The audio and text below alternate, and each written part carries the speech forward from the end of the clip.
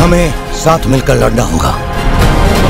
Mufasa the Lion King second weekend box office report. Domestic gross collection $135 million. Overseas gross collection $214.5 million. Worldwide gross collection $308 million. Mufasa the Lion King মুভিটির budget $200 million. Box অফিসে hit করতে 500 million তুলতে পারলেই হবে। Christmas সিজনে দারুণ hold রেখেছে। 600 মিলিয়নের উপর life time box office collection করতে পারে মুফাসা দ্য লায়ন কিং মুভিটি।